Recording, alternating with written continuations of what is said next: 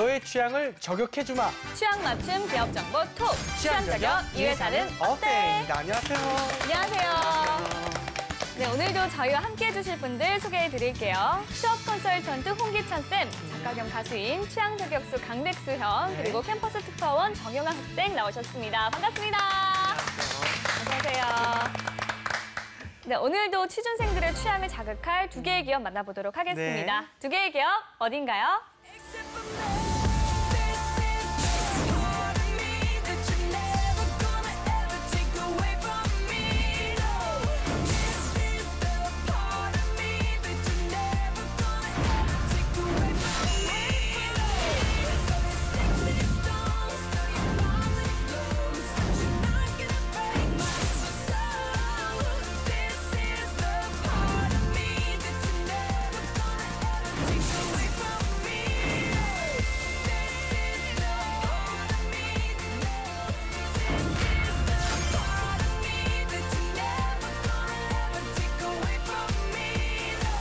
한샘과 리바트, 네. 국내 가구업계의 선두 기업들입니다. 네. 두 기업에 대한 첫인상 한번 얘기해 볼까요? 네. 아세요?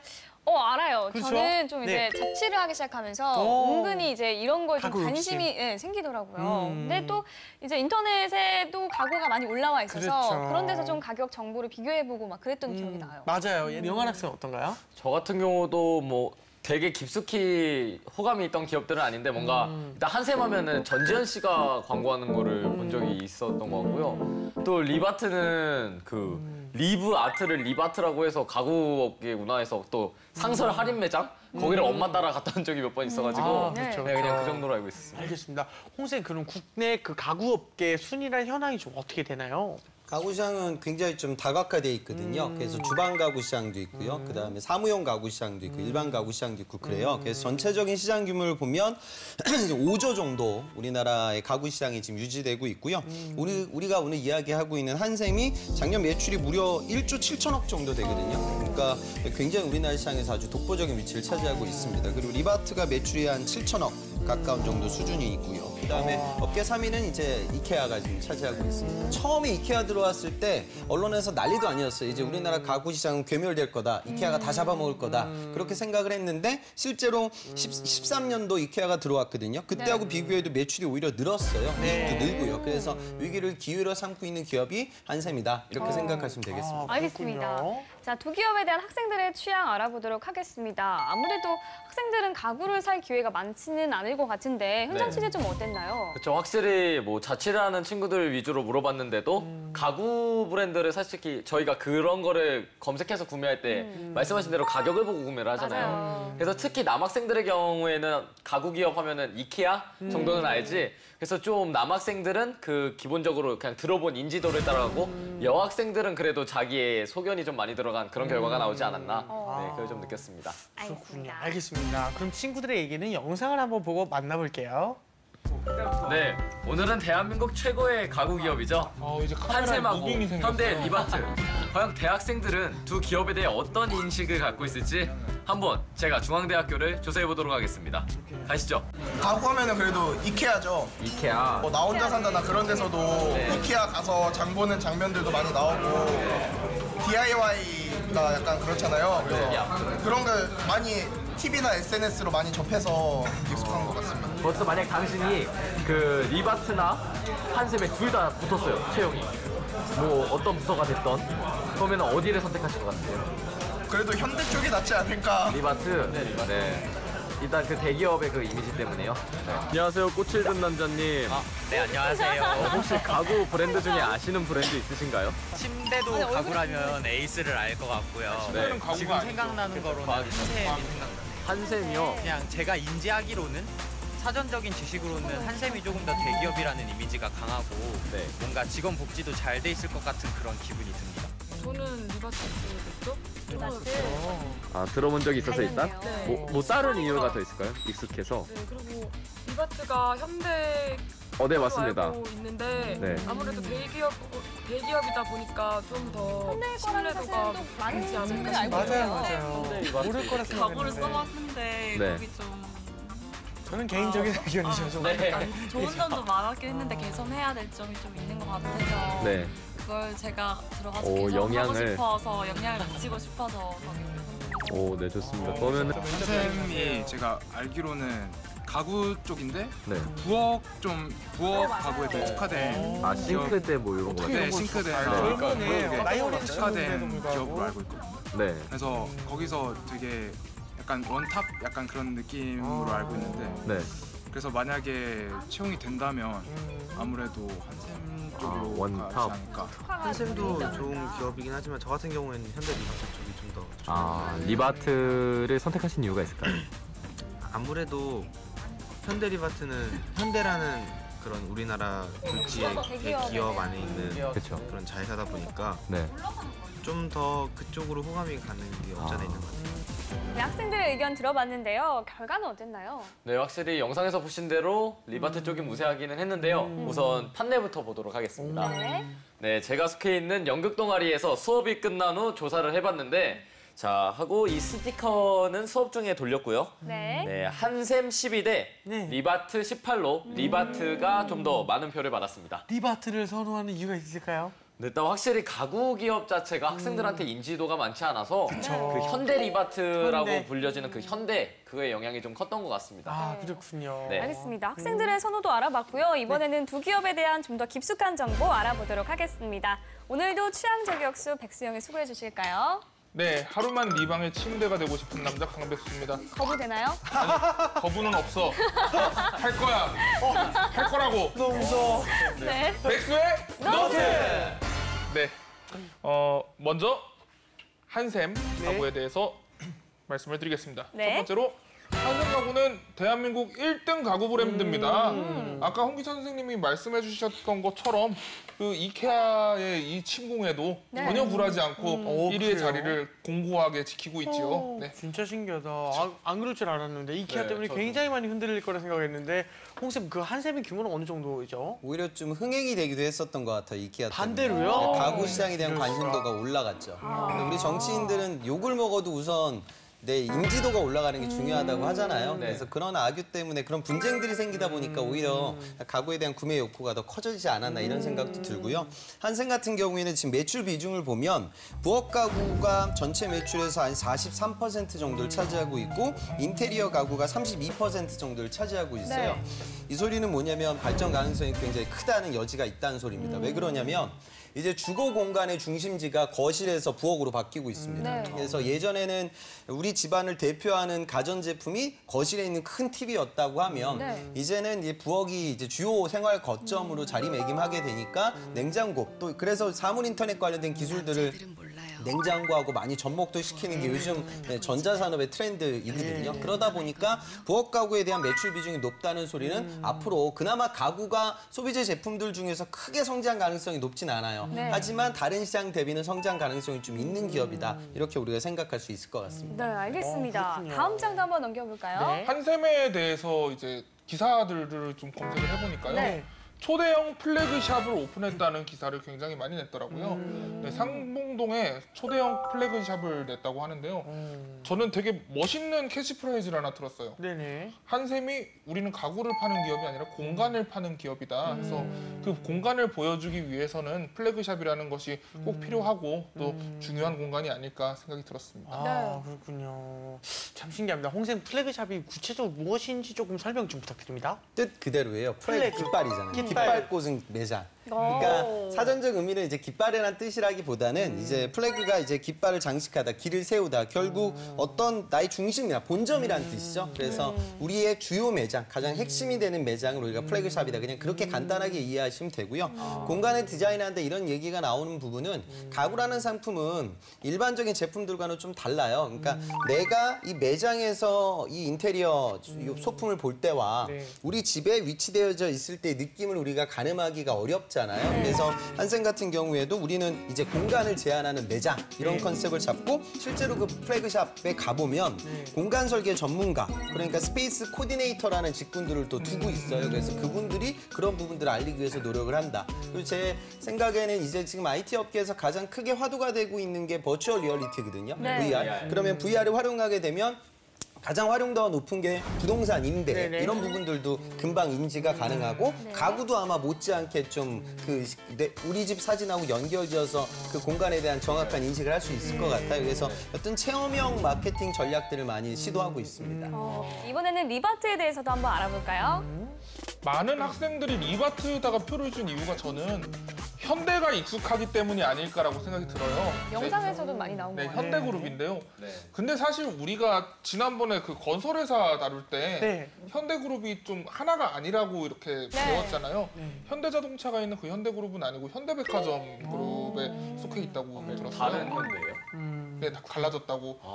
네, 그 건설편을 참고하시면 영한 학생도 알 수 있어요. 아, 네. 꼭 시청하겠습니다. 아, 그렇군요. 네. 알겠습니다. 그 리바트에 대해서 좀 다시 한 번만 자세히 설명 부탁드립니다. 실제로 이 리바트의 전시는 현대 종합 목재였습니다. 그러니까 현대 목재. 건설에서 그러니까 이 가구 시장이 여러분들이 그냥 매장 가서 구매하는 것만 있는 게 아니에요. 빌트인 시장이 있거든요. 그러니까 그쵸. 애초에 이제 아파트가 공급될 때 들어가는 가구 시장도 이 규모도 어마어마해요. 그래서 아마 그런 연유로 이제 계열사로 이제 키웠던 회사죠. 그런데 77년도에 이 현대 종합 목재가 현대그룹의 계열사였는데 IMF 외환 위기를 겪을 때 이제 구조조정을 겪는 과정들 속에서 업종 관리로 들어가게 됩니다. 그리고 2000년에 종업원 지주사로 이제 아예 독립을 하게 돼요. 그리고 이 위기를 극복을 해냅니다. 그래서 구조조정에 성공한 다음에 재상장을 2005년도에 하게 되죠. 그런데 이때 좀 재미난 것은 같은 가구 업체 중에서 우리가 적대적 M&A라고 해요. 이건 뭐냐면 내가 의도적으로 그 회사의 경영진을 물러나고 내가 그 회사를 사는 거죠. 경쟁사 퍼시스가 리바트를 적대적 M&A를 시도합니다. 그때 이제 과거 이제 현대 계열이라고 할 수 있는 또 지금하고 사업 부분이 일정 부분 겹치는 현대 백화점 계열의 이제 현대가 되겠죠. 이쪽에서 백기사 경제 용어로 이제 우호적인 자본을 통해서 그 회사의 경영권을 방어해 주는 거예요. 그래서 그런 식으로 경영권에 참여를 해서 지금 현대 백화점 그룹으로 편입이 돼 있는 상황입니다. 아우, 풍파가 많았네요. 네, 그러니까요. 그러게요. 알겠습니다. 백세노트 또 한 장 넘겨볼까요? 네, 리바트 가구는 우리나라 최초로 온라인과 오프라인의 이제 판매 경계를 허물었어요. 네, 리바트몰이라는 사이트를 열었죠. 네. 대부분 가구사가 온라인에서 파는 가구랑 오프라인에서 파는 가구가 같지 않아요. 근데 리바트몰 같은 경우에는 온라인과 오프라인에서 파는 제품이랑 가격을 똑같이 만들어서 그렇게 경계를 허물었다고 하더라고요. 아, 그렇군요. 홍쌤, 그 리바트의 그 온오프라인 통합 마케팅 전략의 이유와 효과가 좀 어떻게 될까요? 이거는 뭐 우리나라 모든 소비재가 다 마찬가지인데요. 이제 오프라인으로만은 이제 수익이 나지 않습니다. 그 이유는 가구도 이제 물론 이제 빌트인돼서 판매되는 것은 온오프라인하고는 무관한 시장이 될 거예요. 이건 B2B로 그냥 넘어가는 시장이 될 텐데 일반 소비자들이 구매하는 가구 상품들은 요즘 1인 가구들이 굉장히 많아지고 있어요. 그거는 젊은 골드미스들만 있는 것이 아니라 은퇴 연령들도 굉장히 많거든요. 그러니까 그분들 입장에서는 혼자 있는데 내가 가구 매장에 가서 굉장히 많은 가구를 대량으로 구매하던 시대는 좀 많이 저물고 있어요. 그래서 온라인 채널이 굉장히 중요해지고 있기 때문에 주 채널 간의 시너지를 통해서 전체적인 매출과 수익률을 높이기 위한 전략을 가구 업체들이 구사하고 있는 상황입니다. 아, 그렇군요. 이 온오프라인 채널을 넘나드는 걸 크로스오버 소비라고 하죠. 전 산업에서 좀 보편화가 되고 있는 것 같은데 기업에도 아무래도 영향을 끼치겠죠.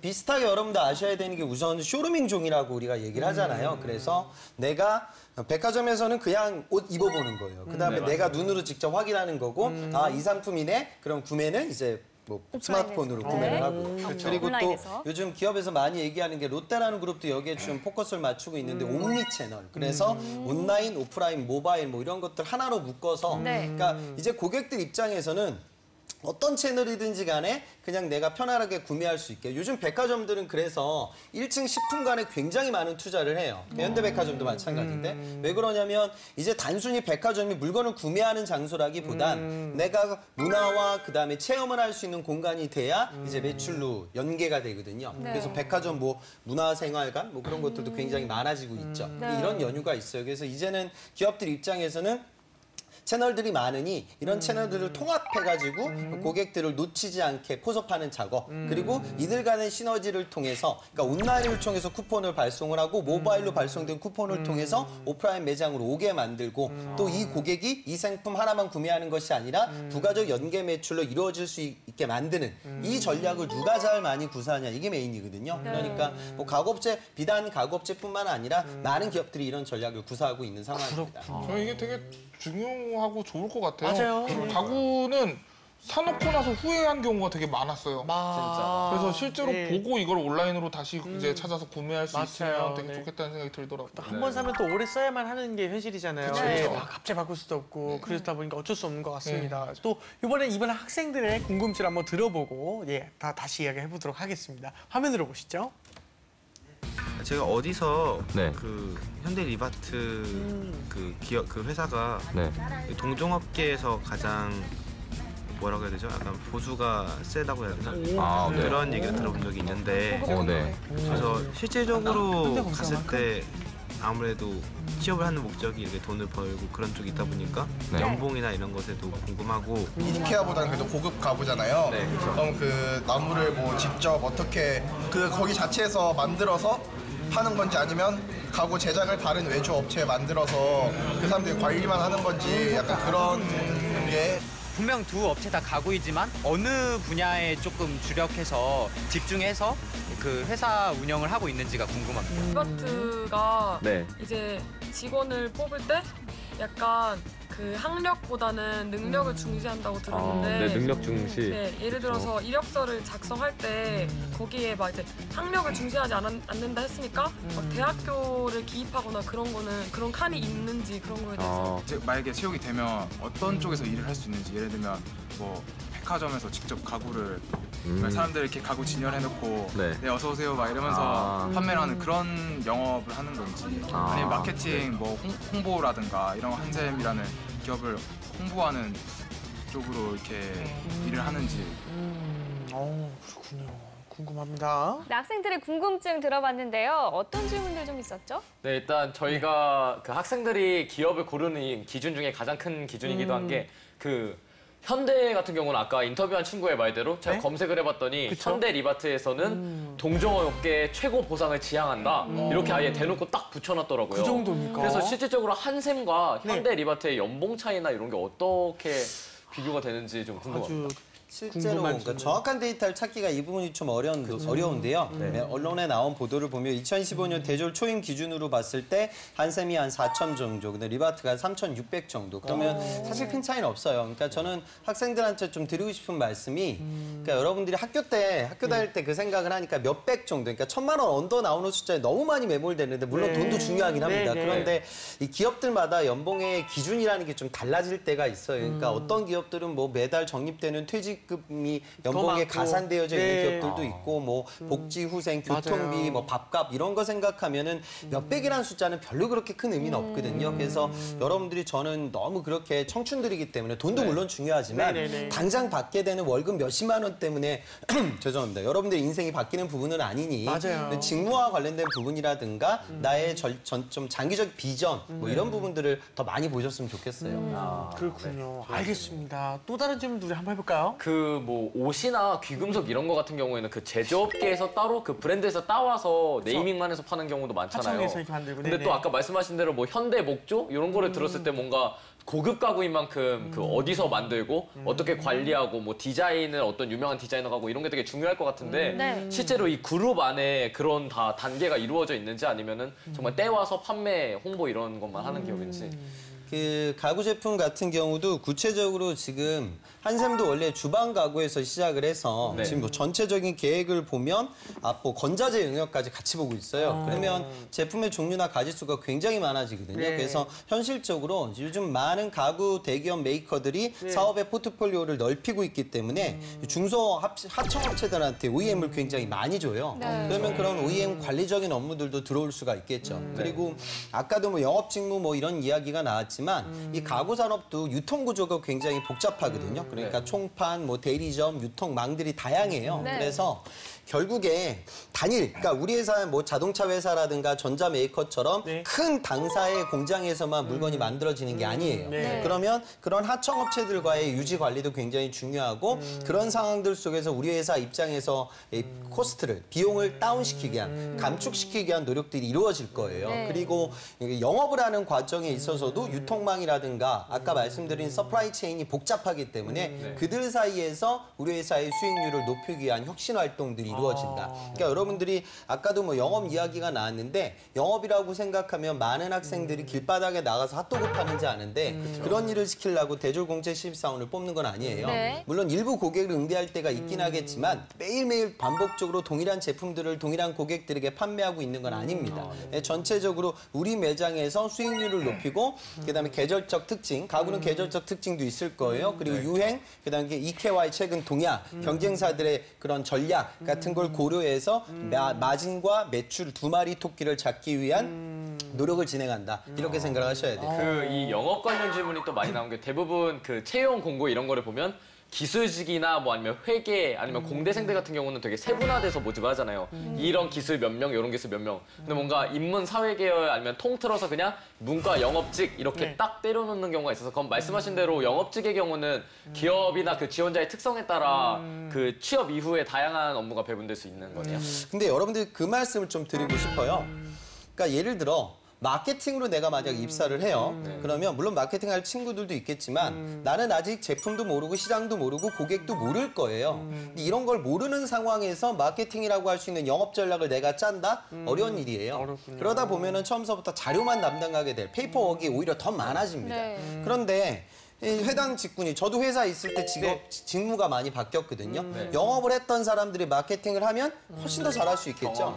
그러니까 어떤 내가 현장에서 발로 뛰면서 업무를 진행하게 되면 추후 내가 마케팅, 기획, 구매 뭐 여러 가지 업무를 진행할 수 있는 그 밑바탕이 될 수 있을 거예요. 그래서 현업이라고 흔히 얘기하는 문과 학생들 입장에서는 영업이라는 게 굉장히 큰 덩어리이기 때문에 너무 이걸 짧게만 보지 않았으면 좋겠습니다. 아, 네. 그래서 그런지 많은 기업에서 처음 이제 신입사원으로 들어오면은 매장 근무를 일부러 몇 달 정도 시키기도 하고 그러는 것 같더라고요.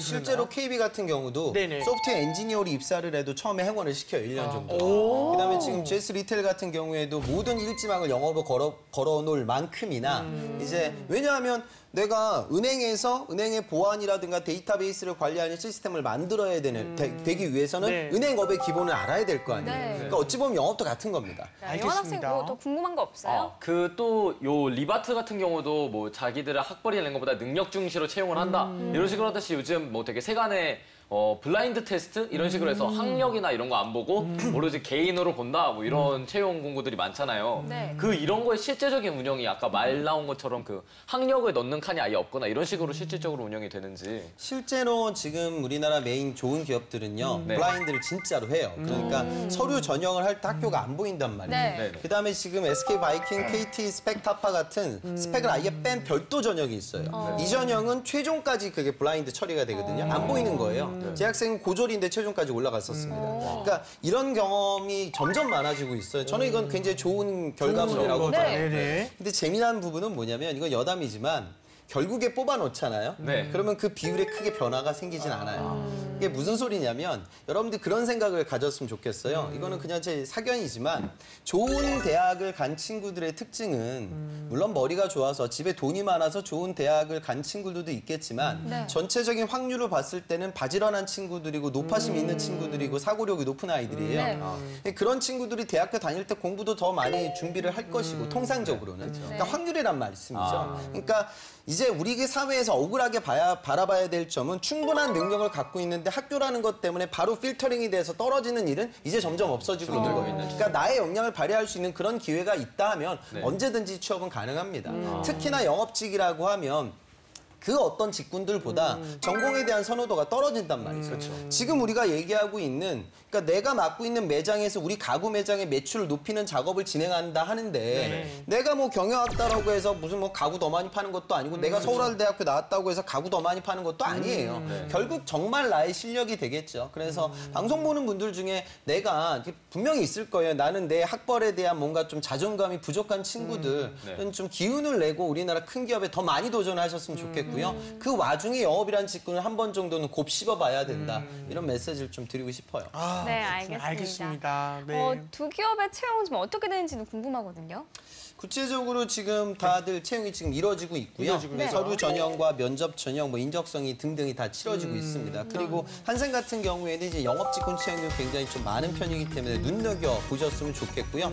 그다음에 현대백화점 같은 경우에는 그룹 차원에서 또 백화점 같은 경우에는 이제 캠퍼스 리크루팅식으로 채용이 이루어져요. 그래서 발로 뛰면서 직접적으로 현직자들과의 면담을 통해서 채용이 이루어지는 절차도 있다는 점도 같이 좀 아셨으면 좋겠습니다. 알겠습니다. 네, 이후에도 두 기업에 대한 또 한간의 소문 카더라도 한번 알아보겠습니다. 백수영. 네, 오늘도 두 가구 기업에 대해서 네. 카더라를 또 준비를 해봤는데요. 네네.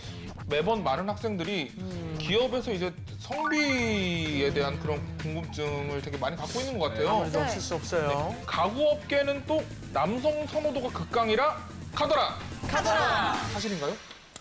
그러니까 지금 통상적으로 아마 좀 그런 면이 없지 않아 있습니다. 요즘 많이 않아? 바뀌었거든요. 그래서 여성 채용도 많지만 이 가구 영업이라는 부분, 특히나 이제 인테리어 시장하고 좀 연결되다 보니까 건설 시장이라는 그런 분위기도 같이 포함되거든요. 네. 그러다 보니까 좀 영업이라고 치면 남성에 대한 선호도가 조금 있는 기업은 사실은 많습니다. 그런데 점점점 여성에 대한 채용은 모든 기업들, 우리나라 모든 기업들이 넓어지고 있기 때문에 방송 보는 분들이 모인하지 마세요. 아, 여자 안 뽑으니까 지원하지 말아야겠다 이런 생각을 하지 마시고요. 도전을 해보셨으면 좋겠습니다. 아, 네. 네, 알겠습니다. 또 다른 카더라 알아볼까요? 네, 사실 이 질문에 대한 대답을 아까 듣기는 했는데 그래도 높아시면 여쭤봅니다. 네.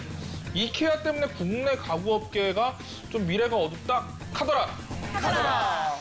사실인가요? 저는 그게 참 우리나라의 좀 독특한 면인 것 같아요. 그러니까 구글이라는 전 세계를 지배하는 포털 기업이 우리나라를 뚫지 못했고요. 그렇죠. 전 세계를 이끌어가는 월마트가 또 우리나라 유통시장을 뚫어내지 못했어요. 실패했죠. 그 이유가 이제 우리나라 시장의 독특성, 그러니까 좀 차별성이 있거든요. 네. 그러니까 저도 제가 저희 집사람이 이케아에서 저기 집에서 이렇게 침대 같은 데 놓는 가구를 샀어요. 그러니까 TV 보면서 밥 네, 먹을 네, 수 네. 있는 그 아주 제가 매력적으로 느껴서 사라고 했는데 네네네. 이걸 저는 이제 처음 사봤는데 제가 만들어야 되더라고요. 네, 맞아요. 네, 조립을 저는 하셔야 그거 돼요. 만들다가 TV 부셔버릴 뻔했는데 그러니까 저는 그런 걸 잘 못하거든요. 그러니까 아마도 이런 특수성 그러니까 한샘이라는 브랜드는 곳곳에 대리점들이 많아요. 그리고 이제 내가 가구를 직접 조립할 필요까지는 없거든요. 그러니까 물론 이제 다른 단점이 있긴 하겠죠. 그러니까 한국 문화나 한국 소비자들에 대한 친근감과 이미 구축하고 있는 공고한 유통망 그리고 브랜드 인지도 뭐 이런 부분들로 지금 좀 대등한 상황을